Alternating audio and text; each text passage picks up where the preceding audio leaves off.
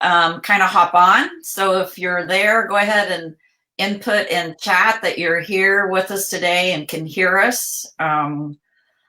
So we will give everybody kind of a minute for that to happen, and then we will start talking with, I know a lot of you know our guest today because he's been around probably longer, definitely longer than the dog gurus in our industry. So it's good to have friendly face here with us. So again, if you can hear us and are on, go ahead and post in chat and we will get started here pretty quickly.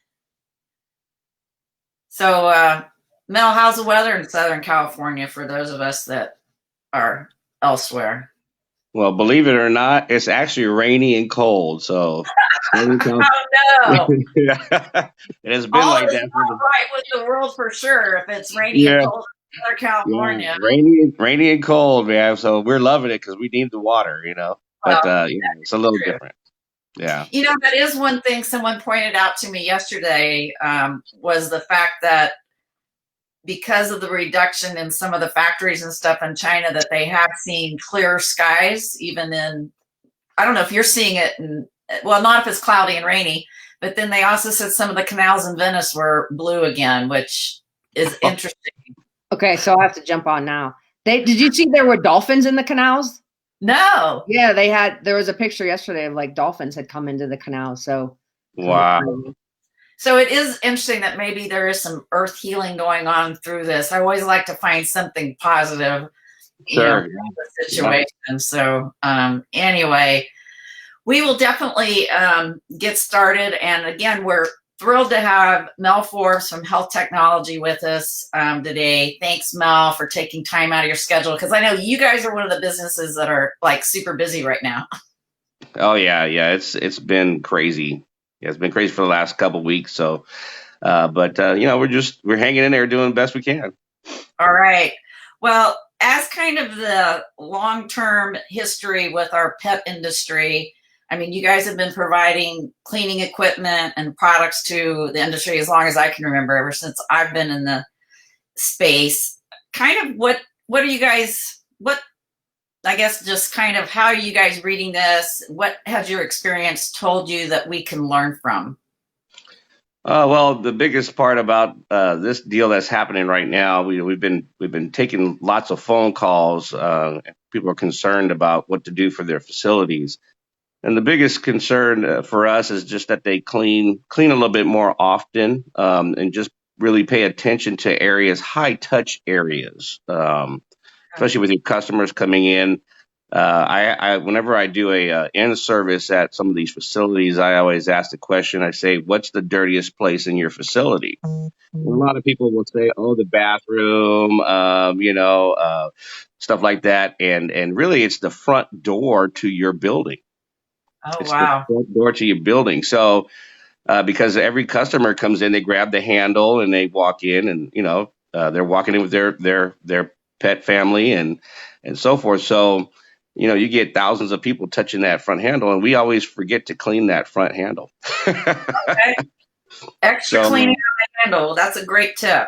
Yeah, it's super important, and especially like right now, what we're dealing with, we're just telling the facilities to step up their cleaning, add another bulk cleaning in the middle of the day. Maybe they do 2 cleanings. Normally, it's time to add a third one in there just to make sure that you guys are cleaning well. Also, too, hand hygiene is very important. So wash your hands a lot, especially for people who are not used to washing their hands a lot. It's kind of hard for them to do that, but we will stress that point. Okay. I appreciate that.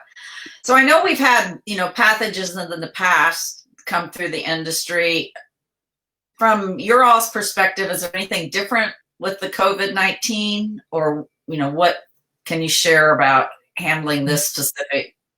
No, actually, it's a coronavirus, and the products that we actually sell that have been killing coronavirus for. I've been in this industry for 15 years, so we've been doing this for 31 in the animal care.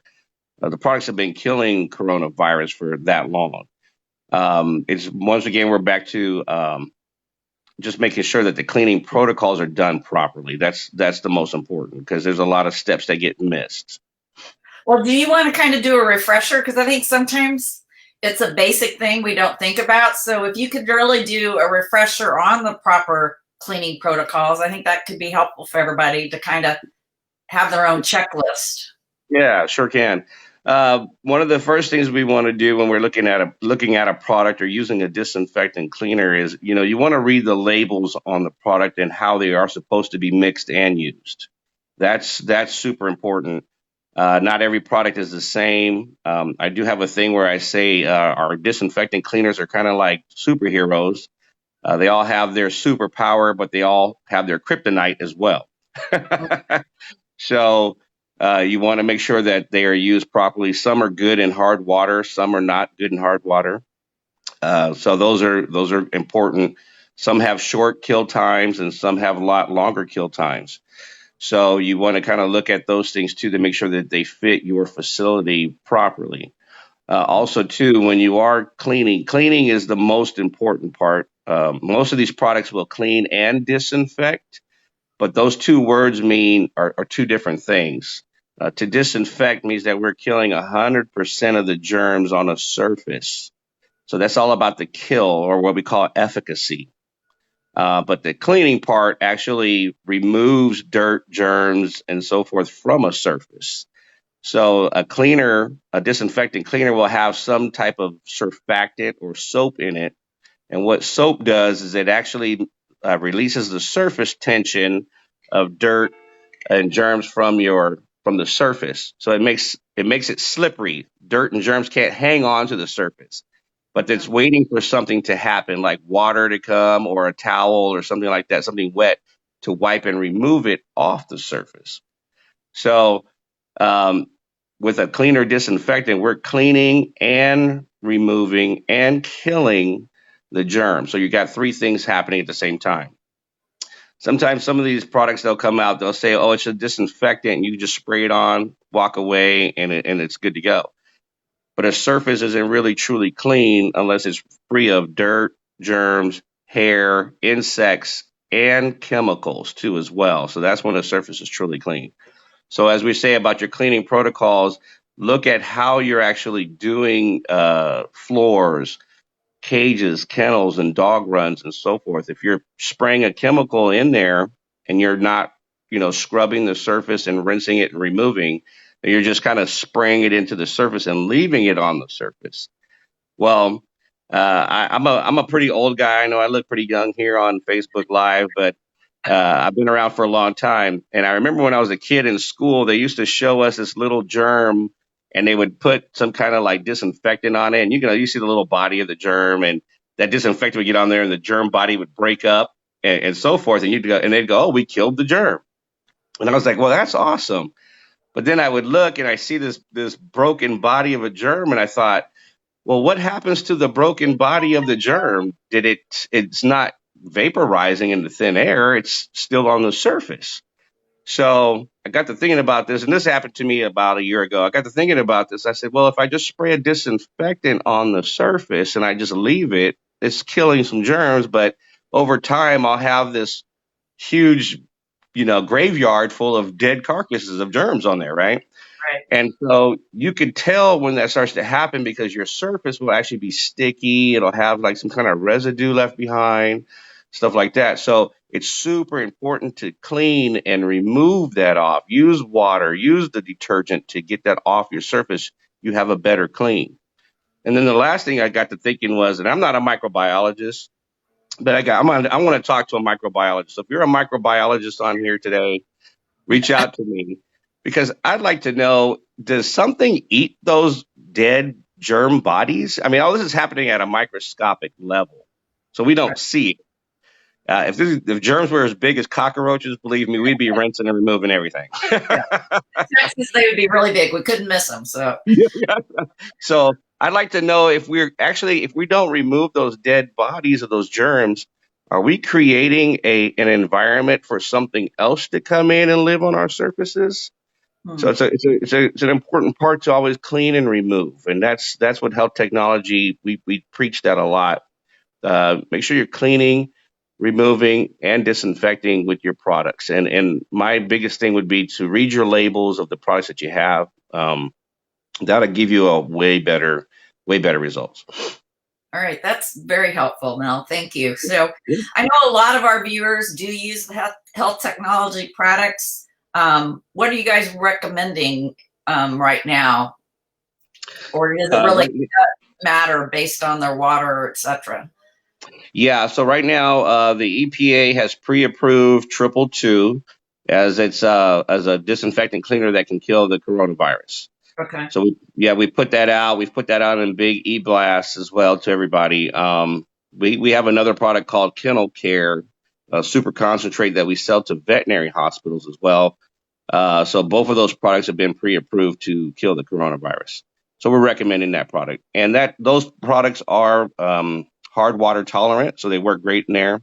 And they also have the detergent base in it too, as well, to help you clean and remove those dirt and germs. Okay, that's great. So I'm waiting for Robin to pop on. Surely you guys have questions. Robin's going to be there. She is. I was just going to say that I'm a little worried about my kitchen right now. I'm like, I think cleaning my kitchen better. That's all I have to say right now. No, I was actually going to put the link in the comments to health technology. So is the best link the htproducts.net? Or is That's correct. Okay. Yeah, so, yeah, and I will be monitoring. If you do have questions about what you're using or what you're cleaning or anything like that, go ahead and leave them in the comments, and I will be popping on here to ask any questions as well. All right. Thanks, Robin. All right, Mel, I know you talked about maybe adding that third cleaning schedule in. Right now, do you think there's any difference for a schedule like lobby versus play areas versus enclosures? Well, we look at it kind of like this too. Bulk cleaning would be for cleaning the whole facility. Okay. And then you have spot cleaning and you have detail cleaning. So say you just brought up a great point, the lobby. The lobby is a great place for spot cleaning. After every customer, going in and just touching up the areas that they were on is a really good thing to do. That would be a spot cleaning protocol. Detail cleaning is something that we do as needed. So detail cleaning would be, and we like to use a degreaser for that kind of type of situation. So if you have maybe your front counter area has a high touch area where it's become, especially when it comes to dogs and so forth like that, their body coat oil will get built up on either the counters or maybe the front door area. You could have chairs in the lobby where they rub up against a lot. Those areas would be something you would use a degreaser on, because a disinfectant cleaner has a hard time getting through the body oil buildup. So to go in and use a degreaser on that will be perfect to knock that down, and then you come back with your disinfectant cleaner to disinfect that surface. Also, too, a high touch, the lobby would be great for spot cleaning, for mopping the floors too, more often, as well too, because you got a lot of high traffic coming through that area. So that would be something we would do too, is adding a spot cleaning protocol in there for you as well. So that can come in between your actual bulk cleaning time. Okay, great tips. Now I know you guys. Wait! I do have a question. Someone's asking. I can't stay on the screen and look at my questions at the same time. Someone was asking. Now I can't find it. If you can put something that smells good in any of your cleaning solutions or disinfecting solutions? Great question. Well, your disinfectant cleaners their formulas are built specific to whatever deodorizer that it has currently. If you add something to that, it could actually change your formula. So we don't recommend to do that. If they want to spot clean with, say, Fabuloso because it smells super awesome, I would use that after you use your cleaner disinfectant protocol. Then go ahead and maybe freshen up your lobby with Fabuloso in between your disinfection protocols. And then we have several people that are just listing product names, both your products and then other companies' products. So I don't really want to get into like whose product is better, but is there a way to talk about, what might be the difference between what you have at Health Technology versus other products? Like, how do people compare? Because obviously they're just looking at names and obviously we do want to look at the chemical sheets as well and how to use them, but what other tips can you give people for figuring out what they should really understand before they select a product or use a product? Sure. Without getting into a debate on different names of products, there's a couple of things we like to look at. One is surface compatibility. Once again, you're going to have to read the master labels or the labels. Make sure that your product can be used on steel, bare metals, and so forth. Just because everybody's facility has different things. Can it be used on plastic? Can it be used on acrylics and so forth? So you want to make sure you take a look at that and see. Also, too, most of the disinfectants in the United States that are quaternary ammonium based products will kill germs at 10 minutes, 10-minute contact times. They'll sanitize at 3 minutes. The hydrogen peroxide type products will actually kill germs. I think they're down to about 5-minute contact time, up to 10. It just depends on the dilution ratios.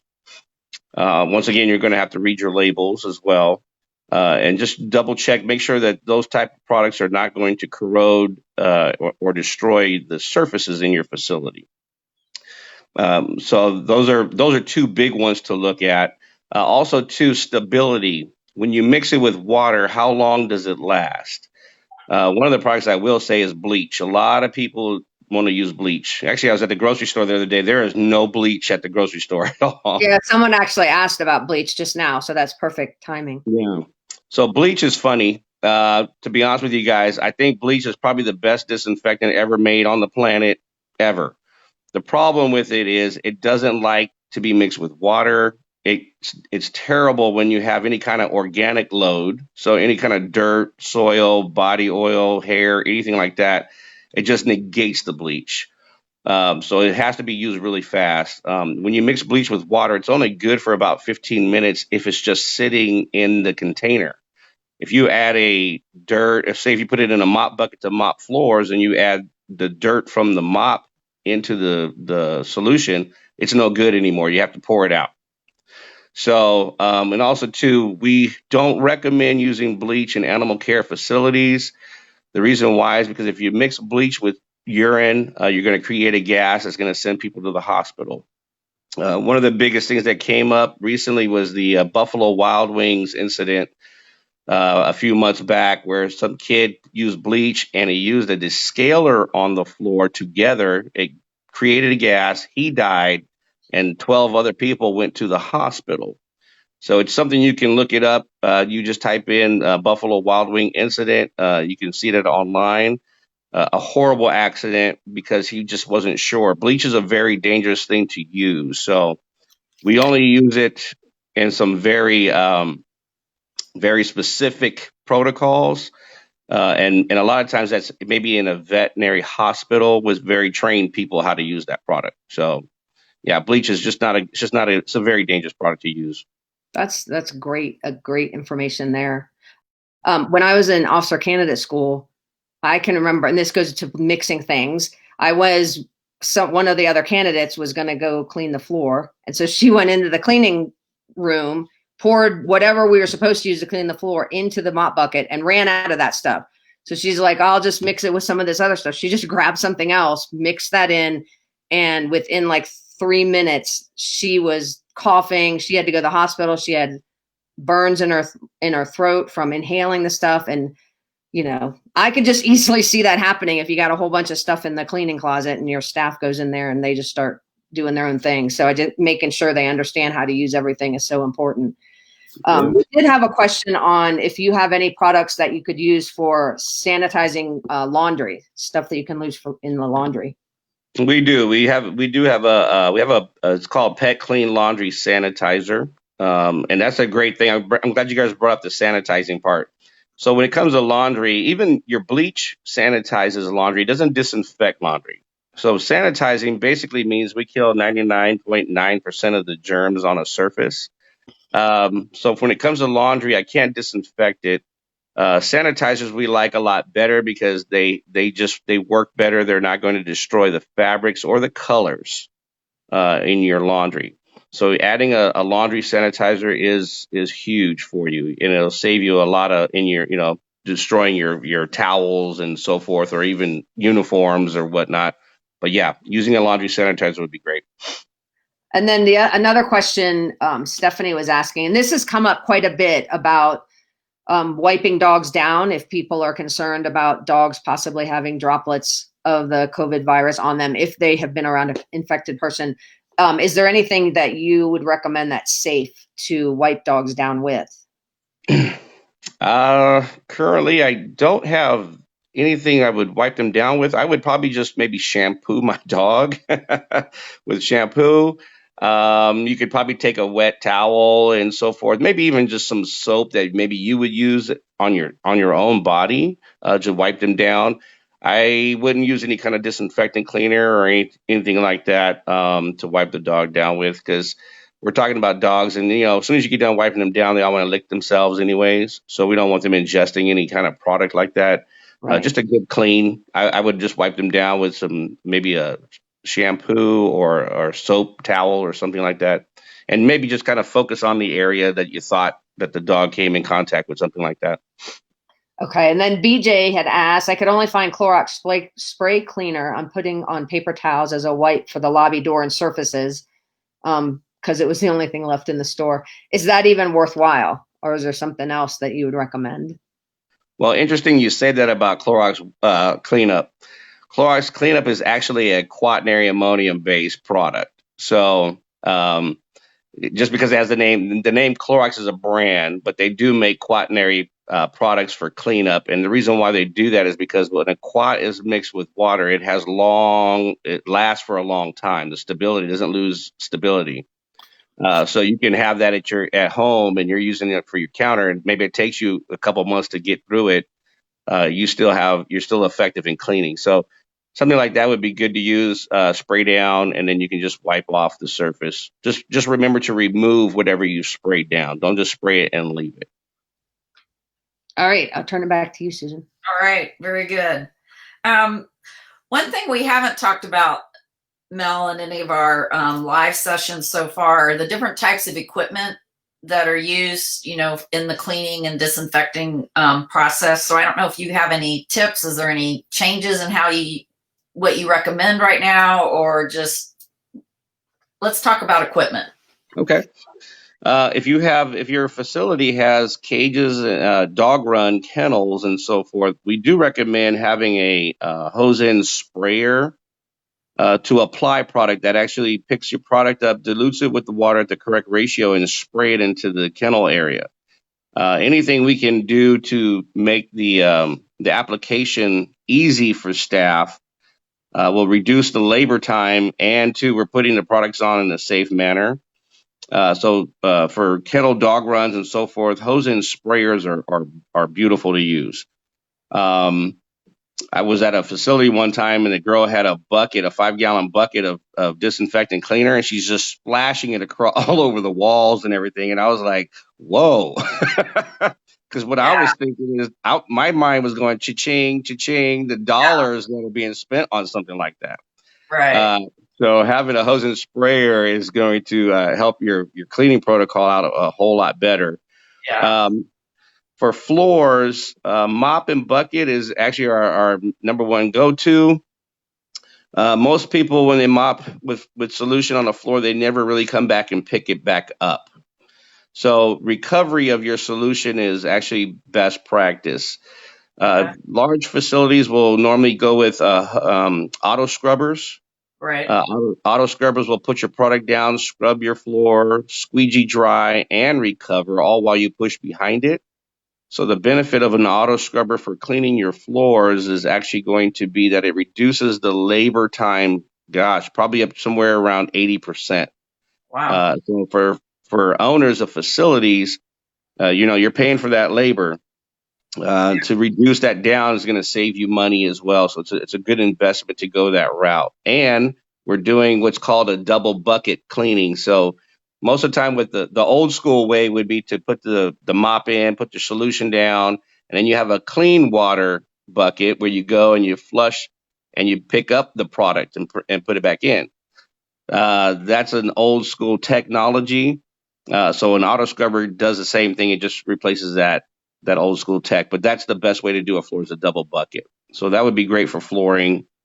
If you have outdoor areas like turf grass and so forth, turf grass, we can't disinfect turf grass currently because it's what's called a soft surface. So what we would do is we use what's called a bacterial enzymatic product that actually breaks up fecal matter, consumes urine, blood, and vomit out on those surfaces. And that can be sprayed with a hose and sprayer as well. And that should be done daily, depending on the amount of dogs out there on the turf grass area. So that'll help clean and remove germs as well. So you're sanitizing the yard, but not disinfecting it. That's great information. I'm guessing maybe there's some, there she is. I don't have a question, but I was going to just, provide my own opinion. Yeah. No, I was going to give you an example. For those of you that are not using those auto floor scrubbers, I actually had that in my facility. At the time, I had a relatively small facility. So this is just an example of time savings. I had an area about 3,000 square feet that we cleaned twice a day for sure. Spot cleaned all throughout the day, obviously, but twice a day we cleaned it. It took 3 people 45 minutes, 45 minutes of 3 people working. So, 3 times 45, that was my time labor that I was spending. I then got the floor scrubber. It took 1 person 15 minutes. Yeah. I mean, it was like night and day. And I had to pay for the floor scrubber, obviously, but and not to mention the joy of my staff. Because it's hard work. I mean, you'd have blisters on your hand. I mean, and I was out there doing it too, but I'm saying it's hard work. So that is definitely something to consider, as you continue on with which ways are best to clean and what you're using and all that. I would definitely look at that option. Yeah, that's a big kick for me whenever we go in and do a demo with an auto scrubber. I call them the kids, but the staff, they're just like, oh my God, this is great. They'd love to do it. And for me, when I hear people get happy about cleaning, that makes me happy. So yeah, and then we have a few other people. Karen Butler says we call it a Zamboni, which that's what I always called it too. Yeah. Like Zamboni for the cleaning. So yeah. All right, that was all. I just had to come on. Like, it's hard for me to be quiet, like down there below the screen. I think definitely getting new equipment right now may not be feasible, but this will pass. We will come out the other side, and I know Mel would love to talk to you about some equipment that will save you labor time, because that will help you recover. So I'm sure there's payment plans and all kinds of things that you can help people out. So how are your supplies of product holding up through all this? Actually, we're doing quite well. We're doing quite well. The only product right now that's kind of in high demand is hand sanitizer. Hand soaps are doing great. Oh, that's another good thing too. Yeah, wash your hands as much as possible. If you're not used to doing that, get into the practice of doing it right now, because hand washing, once again, we're removing those germs off of our hands, is a really, really healthy thing to do right now at this point. If you don't have hand sanitizer, go with the soap. It's going to help out as well. But hand soaps are doing well. 222 is doing great. Dental Care is doing great. We're hoping to just keep the supply up. Our biggest thing is if they start shutting down trucks that are delivering products, like FedEx and so forth, yeah, it's going to get kind of hairy at that point. Okay.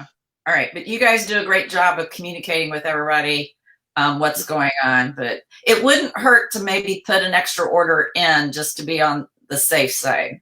That's correct. I did notice they are starting to shut down a lot of rest stops and even RV places where truckers can stop. So that's going to start to impact some of the supply chain. And then if they shut that down completely, obviously, that will not be a good thing. A couple of questions we did have. Honor was asking, she's worried about mopping floors as a spot clean with a disinfectant if dogs are going to walk over it. Is that anything?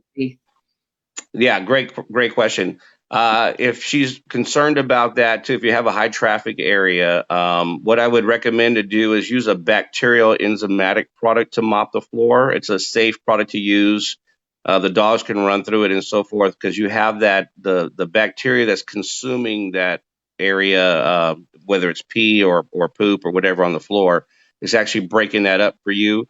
I would use that especially if you have high traffic areas with dogs in the area around, use that as your spot cleaner. And then when you go back to your bulk cleaning time, use your disinfectant after that. All right. And then Christina says, I'm on the health technology website looking at hose end sprayers.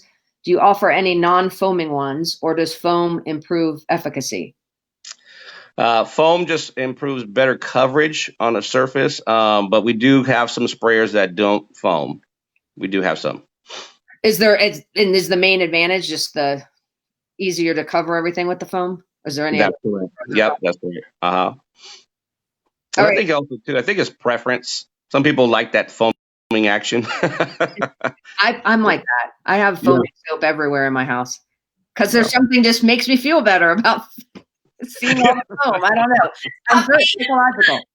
Yeah, I'm sure it's like some weird psychology thing. But anyway, several questions about floor cleaners. Do you have a favorite floor cleaning machine? What brand of floor scrubbers have you found to be the best? Is there a way to sort of decide what floor scrubber you would want to get? Yeah, I do have a favorite brand. Clark is my favorite brand.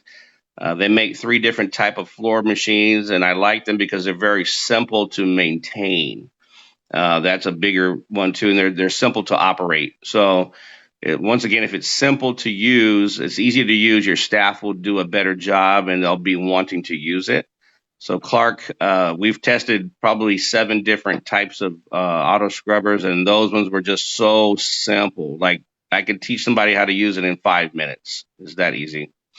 Yeah, and I will say from using it at my facility, having one that's easy to maintain is they take a beating. Like it's not because they end up picking up hair, and I mean I think once a month we would have the maintenance guy would come in and clean ours, and I mean I was always shocked at how much hair came out of it. Even though we would sweep, I mean we obviously would sweep before we use it, but easy to use is definitely. The other thing I always looked at is where you're cleaning, whether you want one that has a cord or battery operated. Like ours was battery operated, so we could use it while the dogs were out in the area if we needed to. Right. Depending on how big your floor is too, how much the water it will hold will dictate how often you have to keep refilling it. So those are some of the questions that, in terms of how you're using it to ask. So we provide 3 different types of machines. Our small one is battery powered. I like the 14-inch one because I can do 95% of the floors in your building.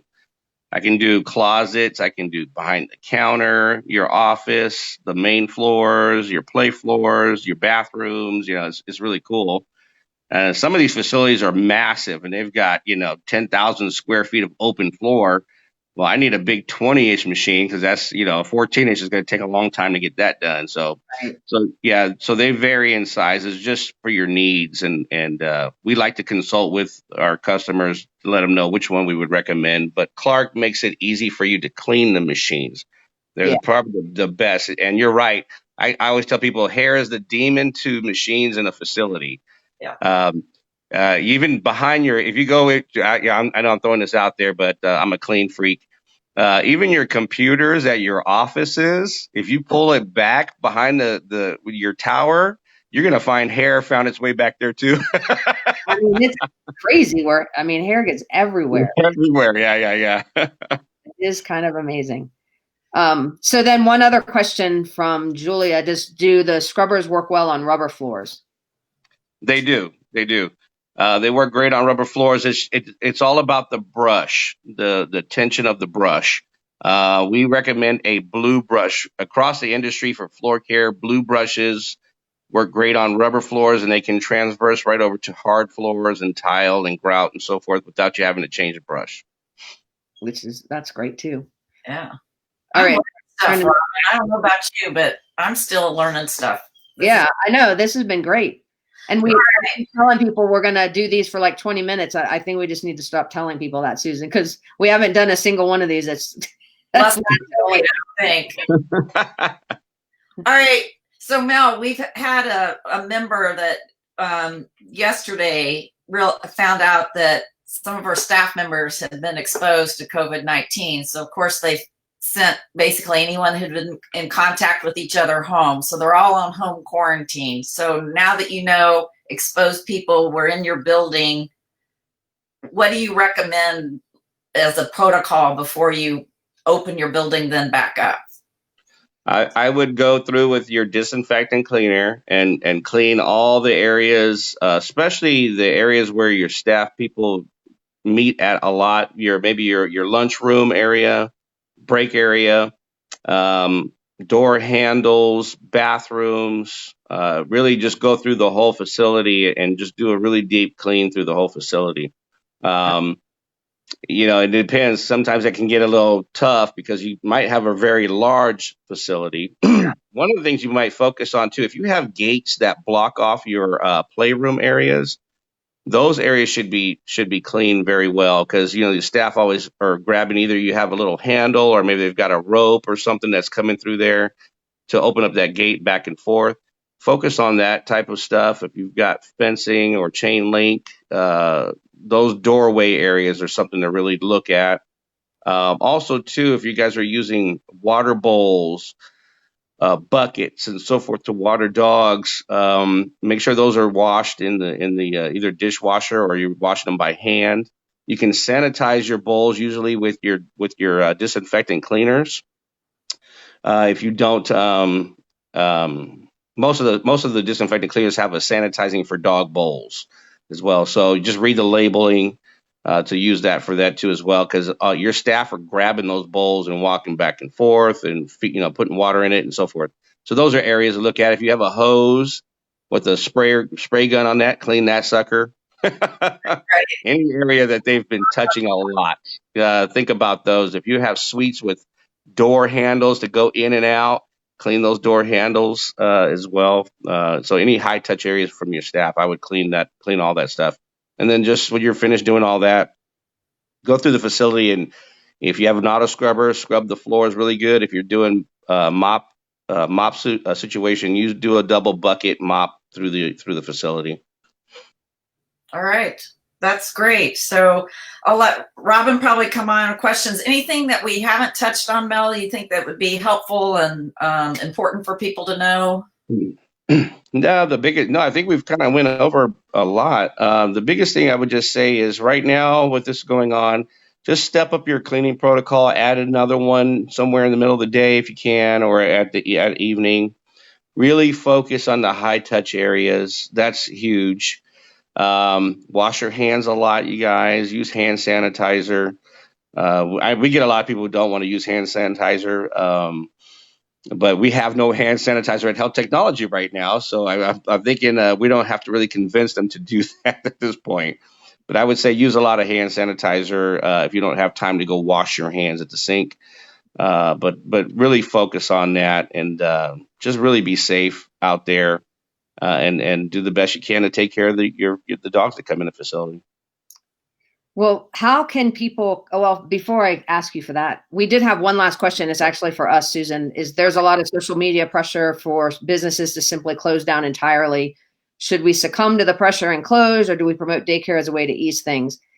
That's a great question. I think this comes down to public health. Like, how can you continue to use social distancing and still operate your business? And if you can do that, I would keep trying to support the community that might need your services. And it also comes down to your business decision. Like, if you literally have no people, then I would say you do need to close. You need to lay off your staff. Unfortunately, that's a business decision that comes into play. But there's also the reality of some of your business decisions. For instance, laying off your staff may actually be that best thing you could do for your staff, so that they can, if you can't pay them, they can at least go get unemployment. So I think if you can stay open and you can afford to stay open and you can keep the public safe, I would do that. And if you can't, then you have to start making a series of decisions as to what you are going to do with your business. So that's where I would say. I don't know, Susan, if you have anything else to add with that question.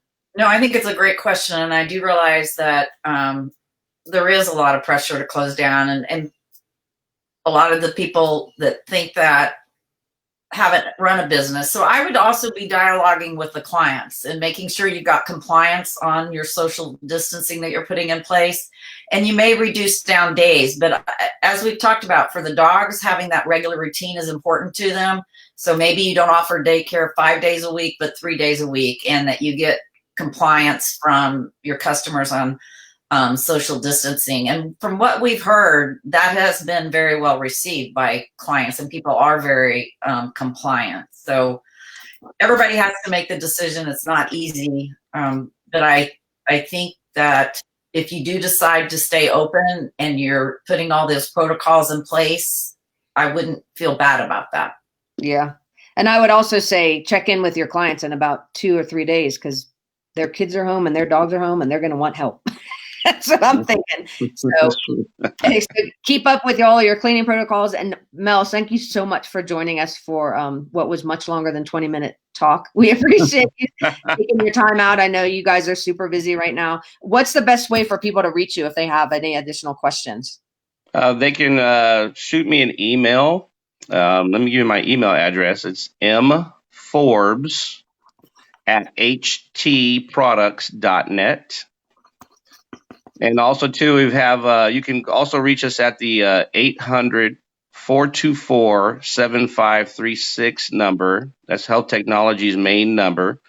I also have Chris Davis and Lorena Parada in the office as well, and they love cleaning too, so they can help you out and walk you through some stuff over there as well. So those are the 2 best ways to reach us. Awesome. Thank you so much. We really appreciate it, Mel. So, Al, I think we don't always think about that. You guys love cleaning, and so you like to consult and help people come up with what they need for, because we know every pet center is different depending on services, physical layout, materials.